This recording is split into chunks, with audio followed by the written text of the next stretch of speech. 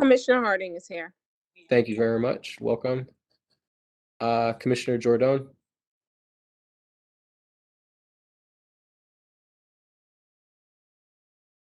Okay, looks like Commissioner Jordan is not. Oh, sorry.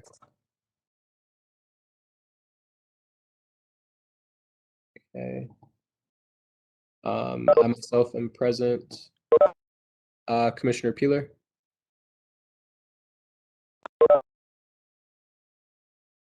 Okay, looks like Commissioner Peeler's not here. Commissioner Phillips.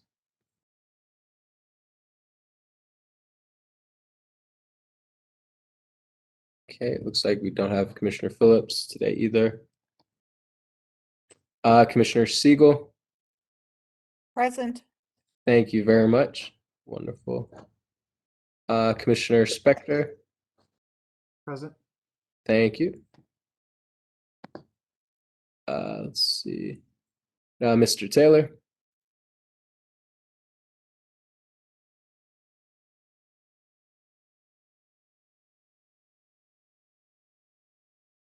Okay, and Vania. Present. Thank you very much. Okay, wonderful. So we did achieve our quorum today. Looks like a few may have briefly dropped off from the panelists, but let's see. Okay, we do have some in the attendees as well. That's a little confusing. Okay, great. So we have reached the quorum for today. Commissioner Hill is present. Oh, thank you, Commissioner Hill. Welcome. Good to hear from you. How are you doing? Fine, thank you. Good evening. Good evening. Thank you for joining us. Let's see. The next item on the agenda will be the approval. Sorry. Okay. Next, we will approve the agenda. This again will be taken in a roll call vote. So do we have a motion to approve the agenda? So moved. This is Commissioner Siegel. Thank you, Commissioner Siegel. Any seconds to that motion? Commissioner Second. Coates, second. Thank you, Commissioner Coates. Great. Okay. So again, we're going to take that in roll call vote. As I call your name, if you approve the agenda, please say approve. If you oppose, please say oppose. And those who abstain, please say abstain. Commissioner Berkey. Approve. Thank you. Commissioner Coates. Approve. Thank you. I believe Commissioner Crump was not here yet. Commissioner Hanson.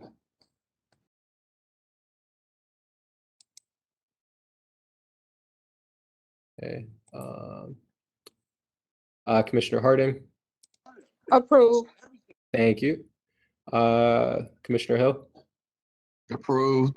Thank you. Vice Chairman Holland. Okay. It's not here yet today. Oh, gotcha. It's not here today. Commissioner Jordan. Okay. I approve. Commissioner Peeler. Looks like she's not here today. Commissioner Phillips. Okay, not seeing him in the chat either. Commissioner Siegel. Approve. Thank you. You made the motion. Commissioner Spector. Approved. Thank you very much. And Commissioner Taylor. Okay, looks like he's not here as well. Okay, great. So the motion carries with unanimous approval. Thank you for approving the agenda. Next item on the agenda is the approval of the minutes. So a draft version of the minutes has been provided. If you've all had a chance to take a look at that, does anyone have any changes or revisions you would like to be made to those minutes from the previous meeting? Okay, wonderful. If no changes, can we get a motion to approve the minutes?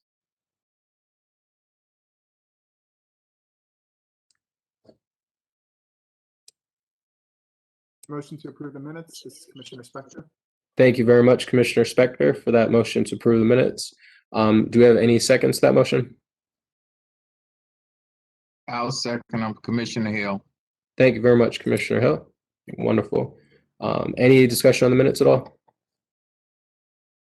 Okay, great. So we're going to go ahead and take these votes in roll call style as well.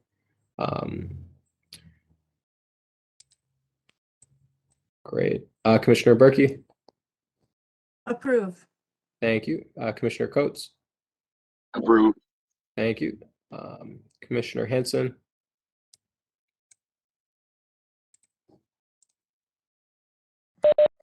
He approves in the chat. thank you.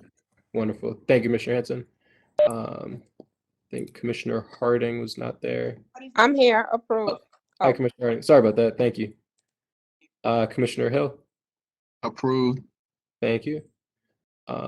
Commissioner Phillips,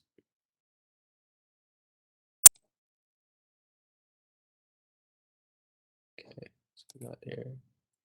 Commissioner Siegel, Approve. thank you. And Commissioner Spector, Approve. thank you very much. Okay. This motion carries with unanimous approval. Thank you for approving those minutes. Great. So the next item on the agenda will be the Office of Out of School Time Grants and Youth Outcomes updates. So Executive Director Bowie, are you ready to provide those updates for us? Yes, we are. Thank you. Thank you very much. Okay, looking forward to these updates. All right, so I will be providing the updates this evening for the grants team for the OST office in regards to grants. I first would like to give the commission an update. Again, last meeting we had a transition update, and I want to give a transition update this meeting as well. First, I want to inform the commission that our own Jothis, who is our data analyst, will be transitioning out of the role of data analyst for the OST office. And he'll be transitioning to the Workforce Investment Council. His last day with the OST office officially will be tomorrow. I wanted to ensure to share that news here with the commission directly. I know some of you have worked with Jothis. We have appreciated his work and support and everything he has done in regards to getting our office and team up to speed for all things data, and he will be missed. And we know that he will be going to the Workforce Investment Council and doing great work. So thank you, Jothis, for all that you have done, and we really appreciate you and will miss you sorely as you transition out. I'd also, in that same vein, like to announce that we have onboarded, I believe this is his second week, a new data analyst. His name is Gaurav Gowakner. I hope I pronounced that correctly. And he is our new data analyst. He's been with the office for 2 weeks and will be standing in and supporting as Jothis transfers. We are looking to, of course, hire a new data analyst as soon as possible, and you can look forward to seeing that position be posted hopefully as soon as Tuesday of next week. Wanted to provide the opportunity to ask any questions or anything for the commission as we discuss those two transitions. Also to mention that the DME is still in the process of hiring for the executive director position. And as that progresses, I will absolutely keep the commission informed. Are there any questions that I can take right now in regards to any of the transitions?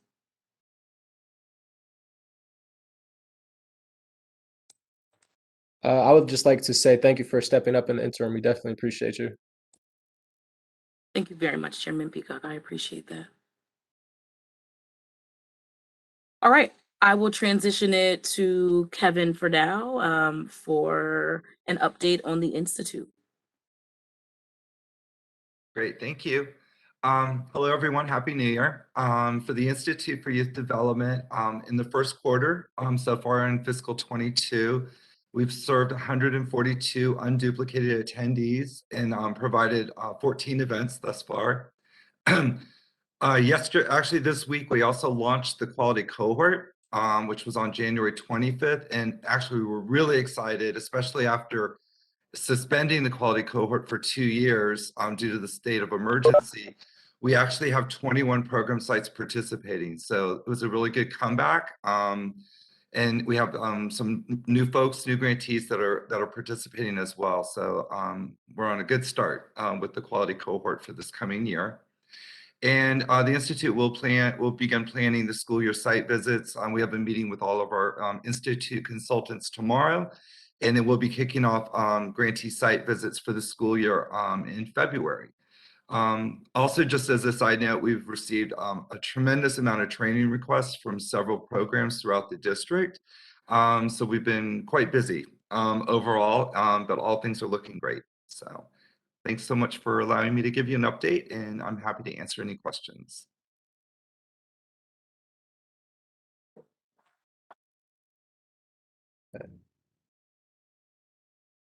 Right, and I think I pass it back to you, Vinia.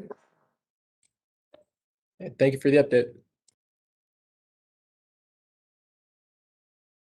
Thanks, Kevin. Yes, I'll also give the fiscal year 22 grant update. So the school year OST, small nonprofit and year-round grants are funding 92.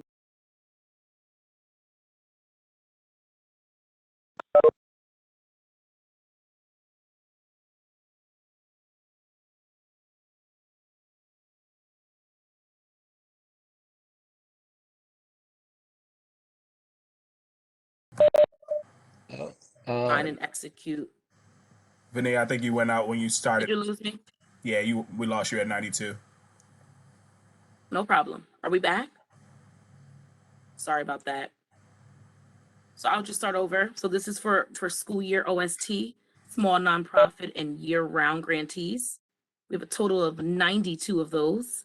And of those 92, we have executed fully 79 grant agreements, which means there are 13 grant agreements remaining to be signed. Our goal is to have all of our grant agreements in our FY22 school year window, signed and executed by March 22. That group of grants right there, just as a side note, constitutes $12,264,240, and it is a mix of local ESSER and ARP funds. So just wanted to give an update on that. We have been talking about the fiscal year 22 Safe Passage, Safe Blocks grants, and that grant is supporting the safe passage of youth to and from schools.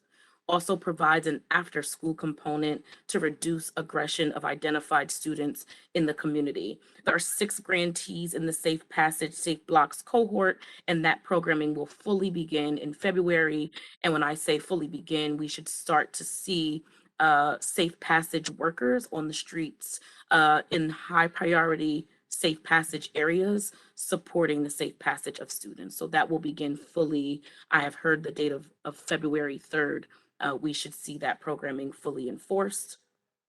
We have also been working with OSSI on the high impact tutoring grant. So Learn 24 in the OST office supported that grant sort of as an intermediary for OSSI for fiscal year 22. Some of you may have heard and seen that OSSI has now released the high impact tutoring RFA that they will support.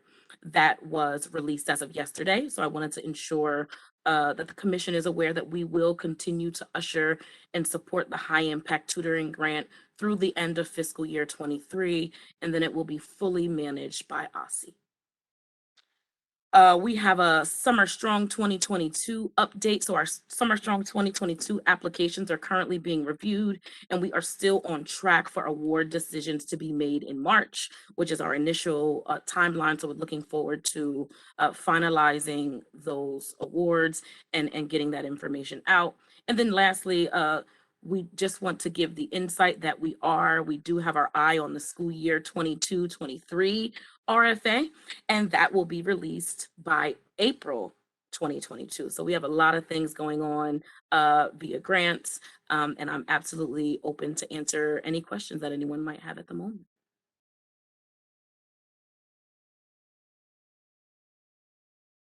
I do have a quick question regarding the Safe Passage, which begins in February. So does that end at the end of the school year? Currently, right now, the grant agreements are through the end of the school year. Yep, through June 30. So they are on a school year cycle right now. I do believe it is fully intended for that work to continue, but that is currently what their programming period is. Okay, so what are the schools or what are the wards where Safe Passage will be taking place at? I'll pull that information for you, Commissioner Hill, and I will share it either before the end of the meeting. I should have had it nimble at my fingertips, but I don't. There are 7 high passage priority areas. I should know them by heart, but I won't even try to guess it here. I'll provide it for you shortly. And does Safe Passage, the applicants or the grantees, will they be working with some of the other existing violence prevention programs? For example, Cure the Street or anything out of the Attorney General's office, as well as the ONES organization who was performing work in a lot of those high intensity schools? Just kind of. The easy answer is yes. We just had a meeting yesterday, and I do see our Director of Strategic Initiatives is here as well. But I know we're absolutely working with the ONES office now, and have been working in conjunction sort of across the district. I can't say specifically in regards to the first one you said was what, Commissioner Hill? The OAG, Attorney the Cure. General's, yeah, Yeah. yeah. I- Go ahead, You Laura, want if me you to want to. answer it, Vania? Sure, Yeah. Laura. So first of all, let me thank Vania and the OST team for the work that they did in really standing up the grant process for the Safe Passage, Safe Blocks program, and ensuring that the grant agreements were executed and that we can move forward with the work. As it pertains to their partnership or the way that we envision Safe Passage working with violence interrupters and Cure the Streets in the OAG's office, is that Safe Passage staff are not violence interrupters. They provide a completely different kind of service, and so when they need to contact violence interrupters because of incidents that may happen and stuff like that, they will absolutely call the ONES office as well as Cure the Streets. They all will have a list of those staff members and who's leading the work and the areas in which they're leading the work. So they're working in conjunction with in terms of when the work overlaps, but they're not taking the place of. Does that answer your question? Yes. So what is their mission? What will they be doing? When I think about Safe Passage, I mean, just off the top of my head, I'm just thinking about youth being able to travel safely from one destination to the next. Yes, so Safe Blocks has a different kind of component. So that is one half of it where there will be trained and trusted adults placed in designated areas throughout school communities to ensure that students and their families travel safely to and from school. And then the other component is that based on incidents that they may observe or prevent, and with some referrals to from the schools, they will also have an in-school component where they work with students to develop conflict resolution skills and mediate conflicts that may need intervention. And the whole point is that you teach you teach a person how to fish so that they develop the skills versus just placing adults on the street and not really addressing root issues or working with students to learn how to de-escalate and address incidents before they get to a violent state. So do they provide transportation? They do not provide transportation. They're trained, trusted adults who are placed throughout the 7 Safe Passage priority areas based on a mapped situation. There is a separate mayoral investment and initiative called School Connect in Wards 7 and 8 that provides bus transportation, but that is not part of the Safe Blocks program. So the Safe Passage individuals under this particular block program, they strategically are placed on the streets in the communities. I mean, in their cars riding around, since they don't provide direct transportation. How do they engage the youth that are trying to get to one destination to another safely? I'm not really getting it. So their job is not to get the youth from one destination safely. They're not providing transportation. What we did was, in between the school, we looked at a combination of MPD ones, OAG, the Office of the Student Advocate, Metro Transit, um, and some DCPS and charter school representatives went throughout the seven safe passage areas, looked at each of the 46 schools that were participating, identified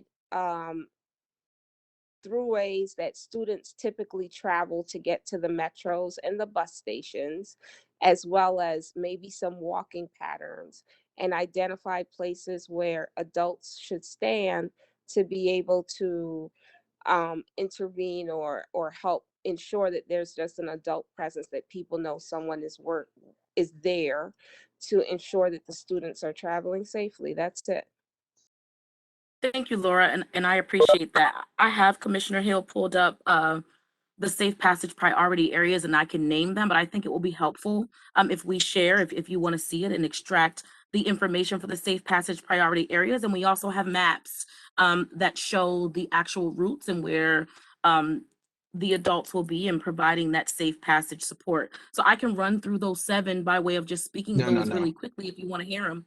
All right. No, no. Otherwise, we can I had one question. go ahead. Is that Hi. Commissioner Berkey? Yes, just one question. Will the hours of their work include students being dismissed from after-school programs? So like as late as, 6:30 p.m.?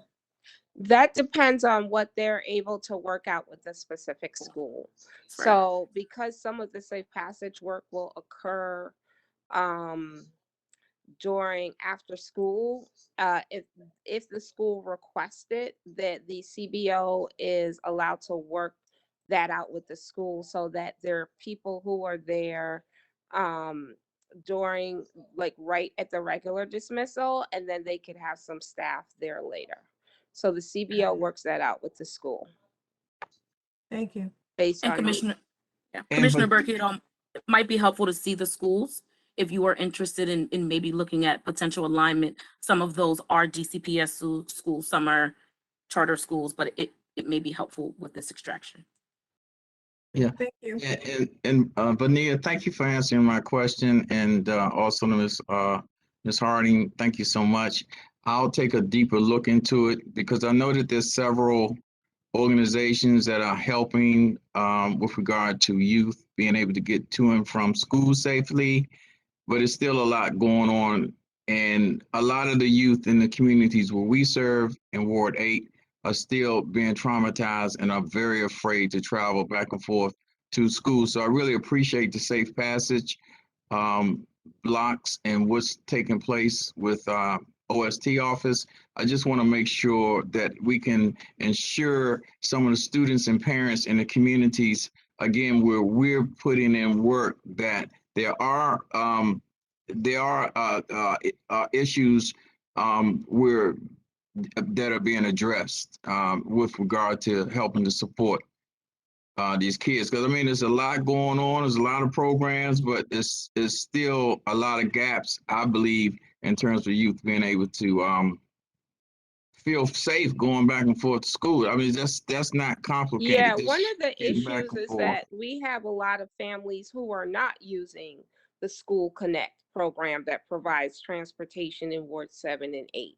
So I think that it may be more helpful to promote that program, so that, because there is a transportation program for families and students to access, they're just preferring not to use it.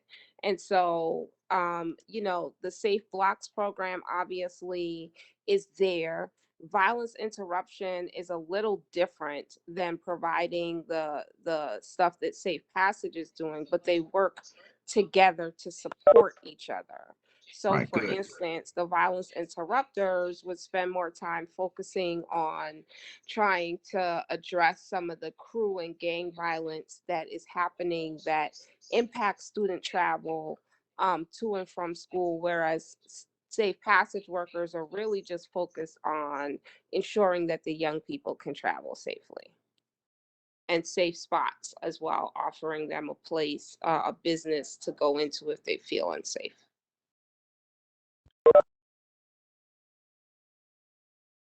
Thank you. Thank you, Commissioner Hill. I appreciate the engagement. Thank you, Laura, as well. Appreciate it. Are there any other questions before we move on to Jothis and the slide that he will provide in regards to a follow-up from our last meeting? Yeah, this is Commissioner Siegel. I have a question about the OSSI High Impact Tutoring RFA and whether, I don't know much about the program, and my basic question is, how is it coordinating with our out-of-school time programs? And are we talking about more dosage for the same children? Are we talking about additional children? How is this all being coordinated? So what I would say is I think OSSI's RFA, which is out there live, so I would put another plug in to take a look at it, is very comparable to the high impact tutoring grant that was put out by the Learn24 office. It is very, very likely, right, and I can't speak for OSSI, that all of the Learn24 grantees will continue to be funded to do the work that they are doing. It really does depend on the organization itself and the youth they identify to include in the high impact tutoring, right? So there could be some overlap in youth that they have already been working in, and it could be, depending on if it's a new site, a completely different population of youth to be served for the high impact tutoring program. So it does depend. What I will say is that I know there is additional capacity within the funds available for there to be more organizations than are currently funded.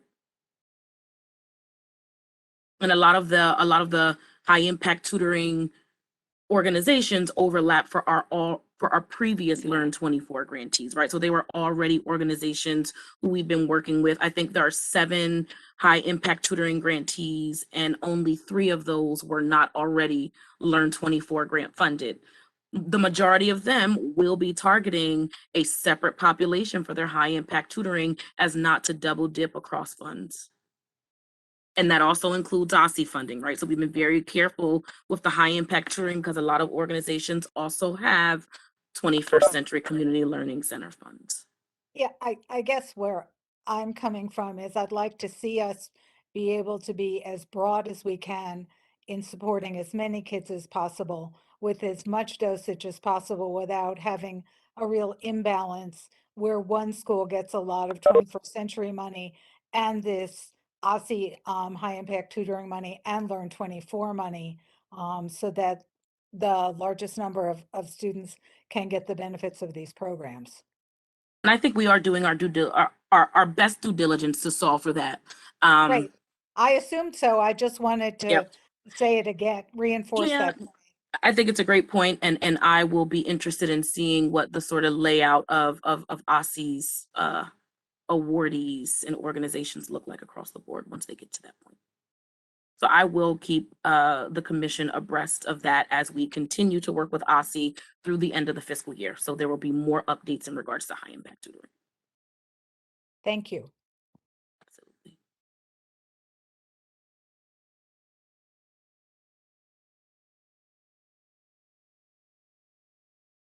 All right, I think with that, we will move to Jothis. Jothis, move to the next slide.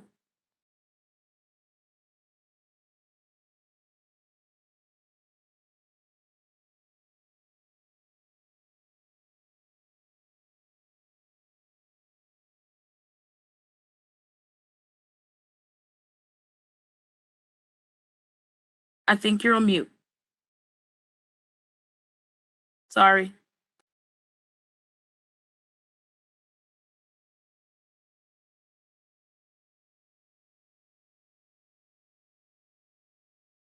Hey, Jothis, are you there? Can you hear us? Can you hear me? Yes, we can now. Thank you very much. Okay. Sure. Sorry about that. I'll restart. So just wanted to first say thank you. A very good evening to all of you today. And in our previous commission meeting, we had presented the distribution and map of FY22 grantees' proposed program sites by ward. Commissioner Berkey had a request that I am paraphrasing here to present the number of youth served alongside the proposed program sites to identify if they correspond. There was an additional question whether this distribution is what the OSD office would like to see across the district. Previous Executive Director Yoakum shared that the OST Commission determined if the proposed sites distribution is what they would like to see, and if it's in alignment with the strategic plan and the needs across the district as previously identified through the needs assessment. This graph is an attempt to try and address both those questions as best as we could with the challenges of limited data. So in this graph, the columns in blue represent the need defined as youth meeting measures for at-risk status from the prior needs assessment and the distribution of the need across wards. The orange bars represent the distribution of FY22 grantees proposed program sites across wards presented in our previous commission meeting. And the green bars represent the distribution of OST youth served in FY20 based on our data exchange and matching with OSSE's data. So what we see here is that with all the caveat of year lags between the different distributions is that the distribution of both the OST youth served in FY20 and the FY22 grantees proposed program sites correspond quite closely with the distribution across wards of the need defined as youth meeting measures for at-risk status from the prior needs assessment. And hopefully this addresses the questions. Good. This is Commissioner Spector. I just want to make sure I'm understanding this correctly. This looks to me like there's a big reduction here in Ward 8 from 29% of youth served in FY20 down to 19% in 2022. Is that right? No, sorry. That is actually the 19% is the proposed program sites distribution. So the orange bars are the proposed program sites distribution of FY22. The Right. green bars are the youth served in Okay. FY20. But even so, assuming that sites serve a similar number of students across wards, that might be indicative of a decrease in the number of students served in that ward. Is that It's very difficult to say. So this is a very large approximation because we were trying to address the questions, but one, we are looking at FY22 proposed sites. We're also looking at the green bars are data from FY20 served. So it's a little hard, but I wanted to just essentially try and provide as close of with whatever data we had to kind of provide how does one, so I wouldn't necessarily I wouldn't necessarily compare the proposed program sites with the youth served, but rather the proposed program sites with the need and the FY20 youth served as a representative of the youth served based on the need in from the needs assessment in 2017. Yeah. So with that lens, Joe, this is Commissioner Holland. Do we have any insights as to what may be going on in Ward 6? It looks like so the youth need in 2017. It looks like the proposed program sites, were enough to fulfill the need and more, but youth served is seems to be significantly below that. Any information as to why that is?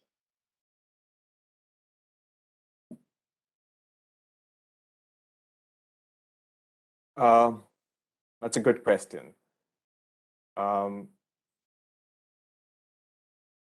Again, I would just a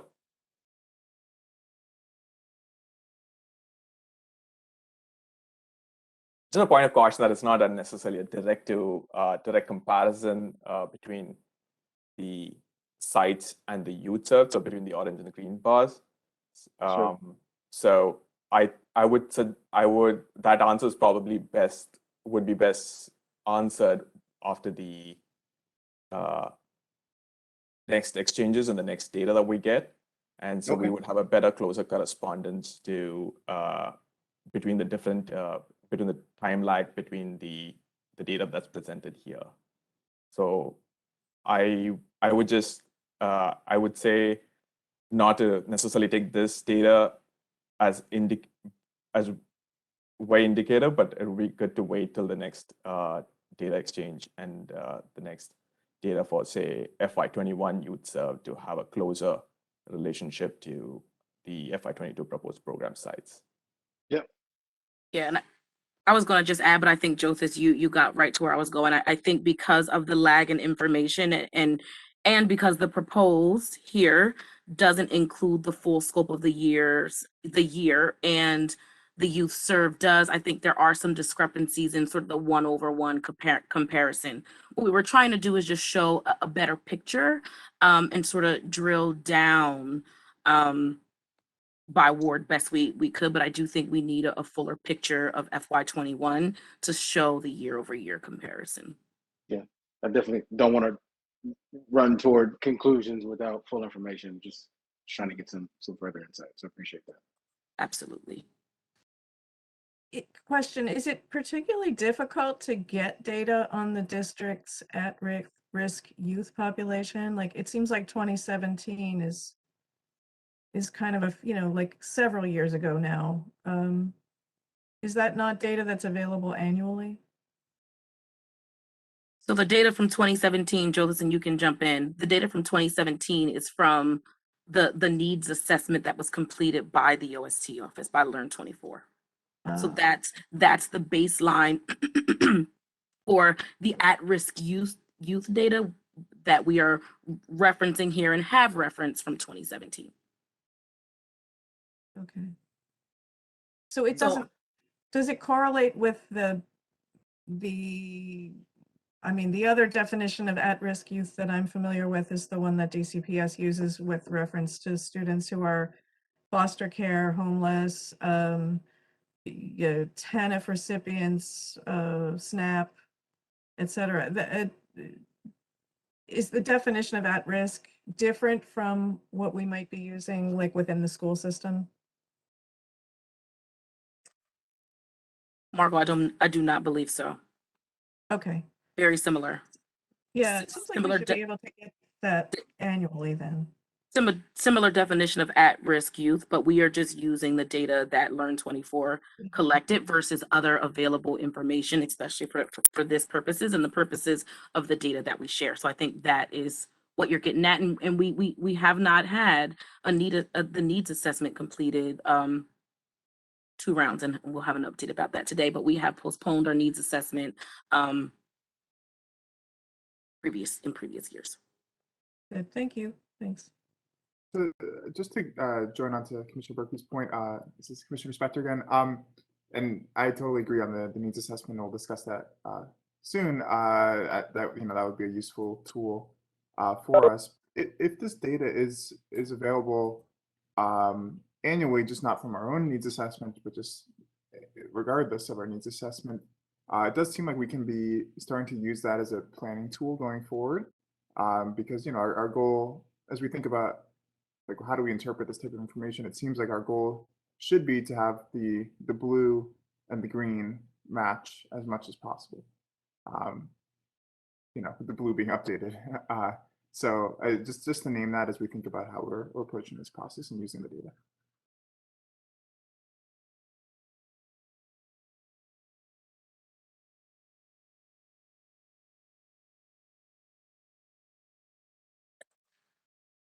Thank you, Commissioner Peacock. I think it's back to you. Okay, wonderful. Thank you for the excellent updates. And Jyotis, thank you very much for your contributions to the commission and to the office. You've done a great job. We're going to miss you greatly, but congratulations to you on your new role. And I'm sure you'll do great at it. Thank you so much. I truly appreciate it. Thank you. Thank you. Let's see. Okay, great. So the next item on the agenda are commission updates. There aren't too many updates other than, of course, Vania joining us in her new role. So thank you very much for that. I think that's an excellent update. Additionally, as you've noticed, we're back in the virtual only setting for now, based on the current status of the virus variants and just what's going on with the local government stance on meeting in person versus virtual. So I just wanted to make everyone aware of that. That's kind of on a rolling update basis. So if there are any changes to that in the near future, we'll let you know. But the next meeting will definitely be virtual until further notice. So that is going to be, again, at from 6 to 7:30 as every meeting. On the same link with this format. So thank you for bearing with us with the technical difficulties. We appreciate you guys being flexible. Let's see. The second item that I just wanted to address is just doing a wellness check with everyone. I know a lot of you all work with youth on sites or just even in other jobs. Just want to see how everything's going. I know there's been a lot of changes in the city, a lot of crime, a lot of sickness. So just want to make sure everything's okay. See if there's anything anyone wanted to share, anything like that that the commission can help with.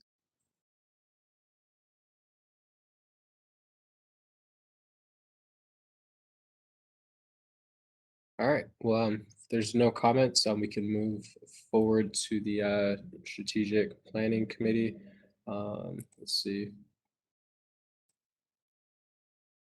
Okay, great. So for the strategic planning timeline, we are required to update that strategic plan every 3 years, which will be ending this year. Before we do discuss that timeline, we had proposed that the 4 strategic priorities stay the same for the upcoming strategic plan. So we don't have to do too much reworking on that. So those priorities are funding and capacity building, outcomes, quality and coordination, and collaboration. So that's funding and capacity building, outcomes, quality, and coordination and collaboration. Does anyone have anything you'd like to discuss on those strategic priorities, or are we okay with keeping those the same? Just one question on this in this commission perspective is that right now we've positioned the needs assessment as part of outcomes. And I just want to ask like whether that's what we is that the bucket that we want to keep, or do we want to rename that bucket to be a little broader? Because it does feel like it's both related but also a little different. Understood. Yeah, that's an excellent question. Do you have any suggestions for what you'd like to rename it to? Well, maybe just we don't need to be too creative here. But outcomes and needs assessment, I guess. That makes sense. Yeah. I don't see any problem with that. Is there any additional discussion on that you guys would like to have? How does the commission feel? I'm fine with that. Who's that just spoke? Sorry, that was Commissioner Holland. Thank you, Commissioner Holland. Okay, great. Is there any other discussion on that? Okay, looks like, okay, we can go ahead and get that going. Great. Okay. Let's go ahead and take a vote on that then, just while we've got it going, so we can keep that momentum. So, Commissioner Spector, would you like to make a motion for that change? Sure. Motion to update the name from outcomes to outcomes and needs assessment. Okay, thank you. Commissioner Holland, I second that motion. Thank you very much, Commissioner Holland. All right, great. Let's see. So we're gonna go ahead and do a roll call vote one more time. Once again, bear with me on this. Commissioner Berkey, I approve. thank you. Commissioner Coates, Approve. thank you. Commissioner Hanson, I think he wasn't here. Commissioner Harding, Yes, I approve. thank you. Commissioner Hill, Approved. thank you. Commissioner Holland, Approve. thank you. Commissioner Jordan, I think she wasn't here today. Commissioner Siegel, Approve. thank you. Commissioner Spector, which made the motion. Thank you. Commissioner Taylor. Okay, gotcha. And Vinia, do you have any vote or comment on that? I approve. Wonderful. Okay, Vote. great. Sounds good. Okay, so I'll discuss that with Deborah as well, so we can go ahead and make that change official. Thank you very much. I think that does make sense, especially with the work we've been doing. I think when we originally made the strategic plan, it was kind of implied that the needs assessment fuels outcomes, of course, but given the current state of everything, it does seem like it makes sense to have that as something that's a bit more clear so everyone can know what's going on with it. Great. Is there any other discussion on the strategic priorities? Okay, great. Now, if there is agreement on the remaining strategic priorities, I propose that the existing committees meet regularly and update their section of the strategic plan and present their recommendations to the commission. Now, any commissioner can attend and participate in the committee meetings as long as we stay under 8 commissioners per committee. Does that make sense? Okay, thank you. And is there any discussion that needs to be had on the plan? Does anyone have any comments or concerns? Mhm. Commissioner Peacock, for about 5 seconds, there was a timeline on my screen and then it disappeared. So could it get posted again, please? There it is. Thank you. Sure. No problem. Great. Thank you for pointing that out. Wonderful. Yep. So January through February, the current committees are still reviewing and revising the strategic plan. March, we're hoping that revised plan will be submitted to the commission. May, we're hoping for the final draft of the full strategic plan. July, we're hoping for that first public notice. August should be the second public notice, and September, we should be ready for that final vote and approval. Okay. Great. Now, that proposed timeline has been maximized to allow the committee's time to discuss and gain public opinion between now and the end of the fiscal year. Each committee should be ready by March to start to present an almost final plan. We add a commission meeting in August to allow the second public notice for feedback. Okay. Are there any questions all about that timeline or any discussion that anyone feels like should be had, or are we good there? Okay, great. So looks like we have agreement on the timeline. Thank you. Next on the agenda are the individual committee updates. So Commissioner Spector, would you like to give us the needs assessment and outcomes committee update? Is that what we changed it to, or was it outcomes and needs? I think we said outcomes first, but yeah. Okay. Either way. Did that? Okay. Sure. So we met right before the holidays and basically had discussed the needs assessment process. We had met previously with the DC Policy Center folks for about an hour who had conducted the 2017 needs assessment.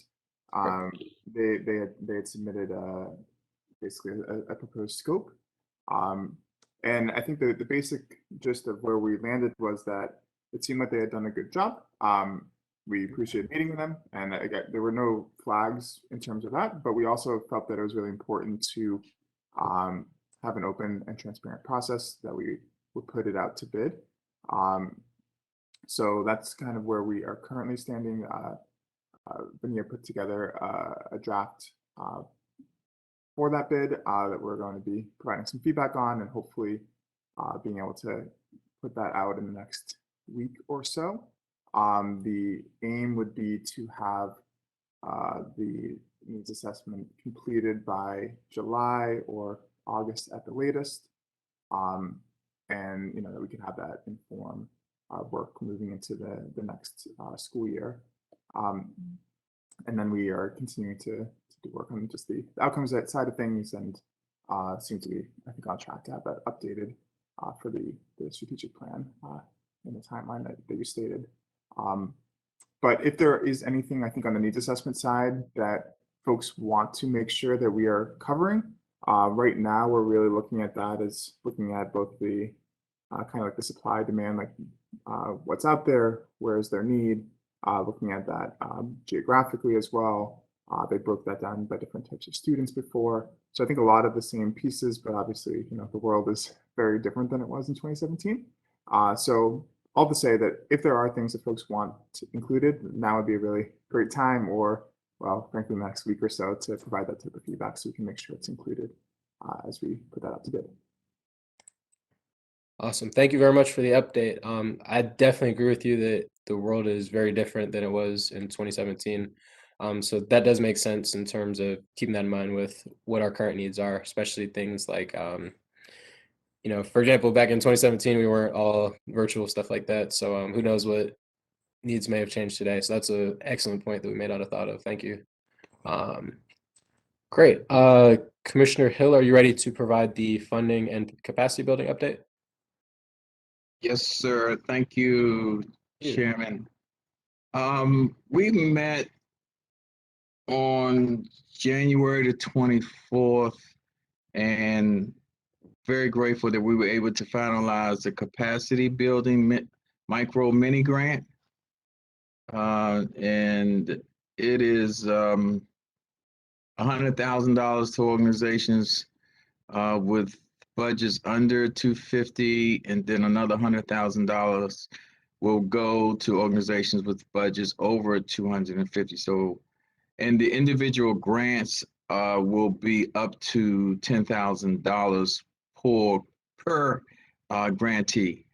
And it's going to be an invitation only.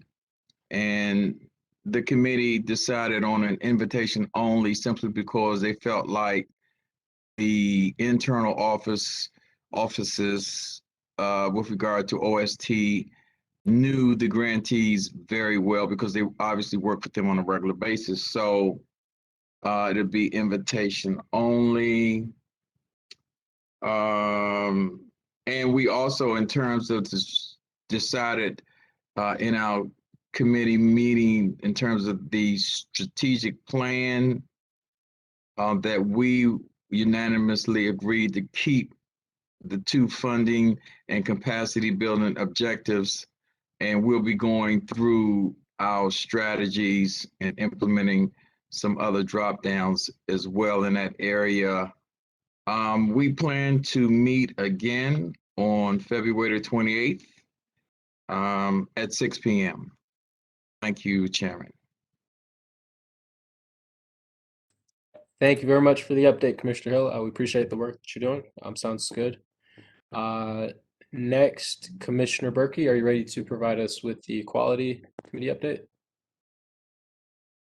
Yes, thanks, Commissioner Peacock. The Quality Committee met on December 14th, and at that time we focused on the work plan. We had given it an initial review. We went back over it to make sure that we were making any updates that were necessary, given the delays in some projects from the pandemic and so on. We also talked about the launch of the quality cohort, which Kevin Cataldo presented information about earlier in our meeting tonight. And we're glad that that's gotten off the ground this week. And then we will be meeting again on February 15th to review and update our section of the strategic plan. Kevin has already reached out to any committees that we where our work dovetails with theirs in, as part of the strategic plan. And he's obtained the necessary information that will allow us to make those updates to our section. And so we're meeting virtually on the 15th between 1 and 2 p.m. And if anyone is interested in joining that meeting, please reach out to Kevin to have him send you the invitation. Thank you. Excellent. Thank you very much for the update. That's awesome. Great work. Let's see, the next item, the Coordination and Collaboration Committee. The main update with this, we are still looking for a commissioner to chair this committee. So if anyone is interested at all, please email me and copy Vania as well as Deborah if you can. That would be great. We'd love to get that work started once again. Additionally, we are still looking for committee members for all of our committees. So please continue to share that opportunity with your network. If you know anyone that is interested and would be a good fit, that would be great. The more involved, the more work we can get done. So thank you. And the main update is our next meeting will be March 24th, 2022 from 6 p.m. to 7:30 p.m. And once again, that meeting will be virtual unless otherwise stated by the DC government. But for now, that will most likely be virtual. So good to go there. Let's see. Okay. Now, we did want to ask a question as well. Since the office is currently on the teleworking stance, we are, forced to do these virtual meetings. But if there are any changes and the commission is allowed to have hybrid meetings, is that something anyone would be interested in, or would you all prefer to continue virtual? And feel free, anyone, to voice any opinions on that.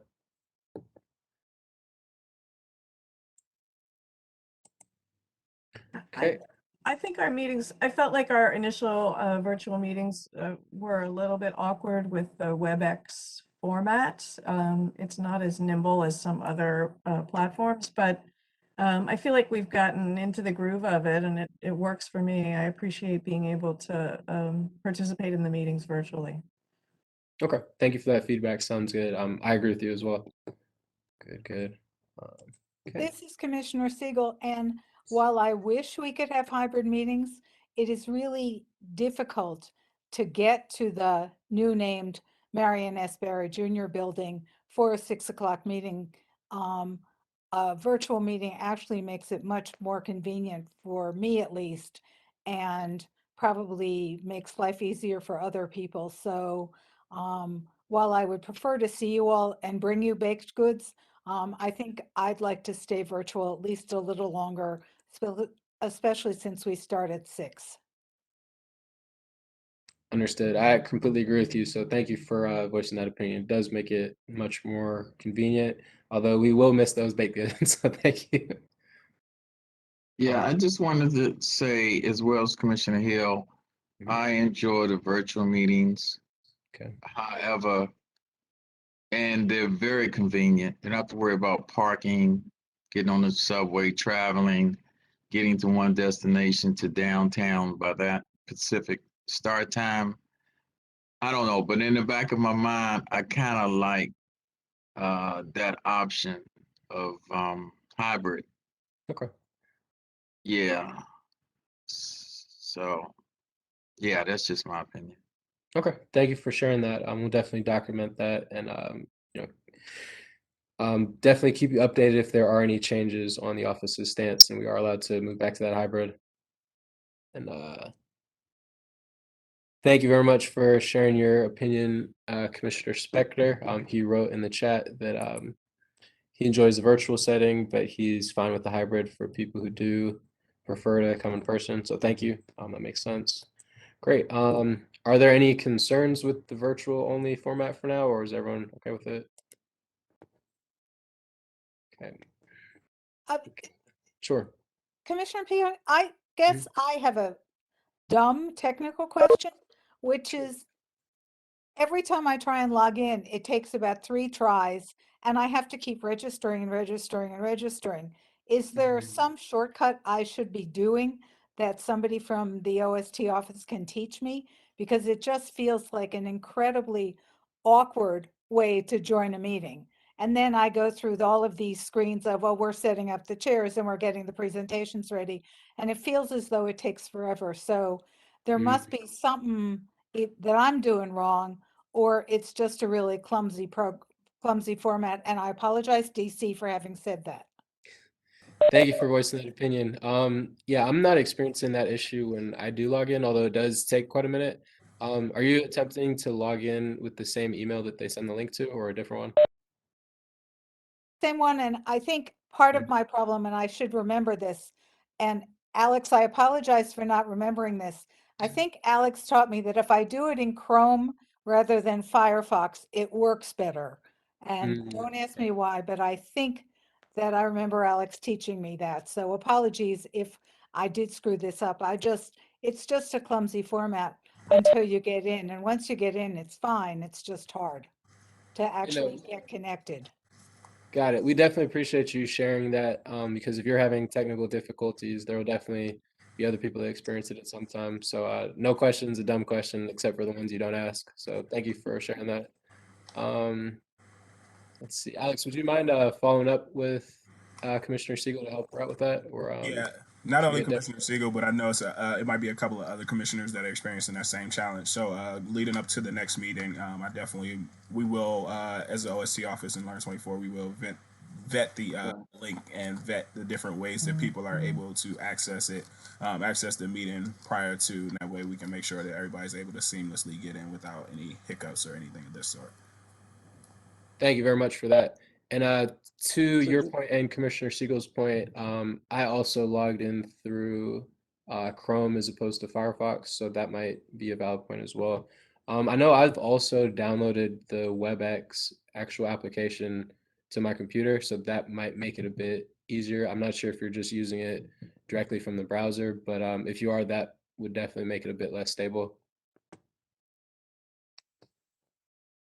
Okay. Can I shift this back for a second to the virtual meeting discussion very Sure. briefly?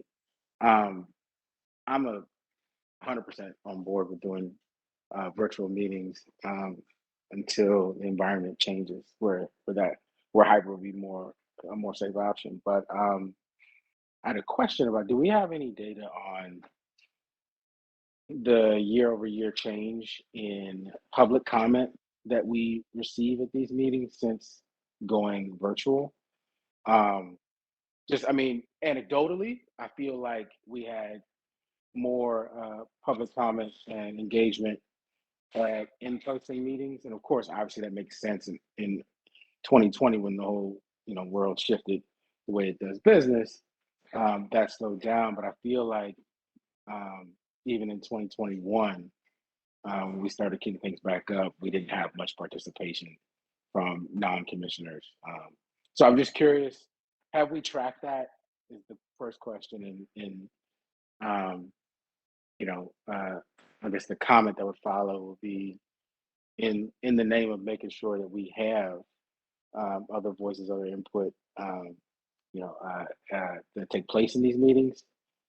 We either have to figure out how to facilitate more of those voices in a virtual setting, or just be mindful of that as when hybrid meetings are safe, that we encourage that a little bit more. Yeah, that's an excellent point, Commissioner Holland. I'm not sure if we do have that data tracked, but I've observed that as well. We definitely, I don't know if we've had any public speakers since we have gone to the virtual format, and there are multiple factors because I know when we had first started meeting, we were meeting every month, so it might have been easier since it was a bit more consistent as well as in person. But yeah, it does seem like we're pretty light on public comments recently, so thanks for that out. Yeah, and I'll just add as well. This is something that me, Vania, and Deborah actually were speaking about recently as well. I do know that well, without looking at any data or without looking at anything, I think that we have not had the engagement in terms of public comment. However, we have had more engagement in terms of public members attending these virtual meetings that we did when we were in person. To my recollection. And so what I think we might just need to do is just do a bigger push in terms of actually requesting public comment. Although we do encourage it in the newsletter and in the different postings that we do have, we could definitely do like a separate blurb and make sure that we actually are hearing directly from the public and making sure we get that comment or get the public comments that we are hoping to receive from the public. Thank you. Sounds good. Sounds good. That makes sense. I'm glad to hear there's at least more engagement in terms of people viewing it. That's nice. Let's see. All right. Well, those are the main commission updates. Does anyone have any additional items that they would like to discuss? Okay. I just have another question really quickly. What is the minimum amount of committee members does it take to make a committee, for funding capacity or outcomes? What's the minimum amount? Because I know that you mentioned recruiting or whatever, advertising for other committee members. What's the minimum amount that you need to make a committee? That's a great question. We hadn't actually established a minimum, to be honest. I do know for the governance committee, for example, it's just the three of us, but yeah. We can touch base back on that. I don't know that there is an official minimum established. Of course, our most experienced Open Meetings Act and Robert's Rules person isn't here, so I'll loop back and touch base with Deborah on that. But I don't know that for the committees there is an established minimum Mhm. number of participants, because some committees, only have like 2 or 3. if Yeah, I that. think So I'll follow up for sure. I would agree with that as well. That's never really something we discuss as a minimum. So, we can definitely run it by Deborah as well. But I would say if you do have an idea for a committee, I would err on the side of, going for it and recruiting people, and we'll, I would rather us try to make it work than find a reason why it can't work. If that makes sense. Okay. Let's see. And if there are no other questions or comments, may we get a motion to adjourn?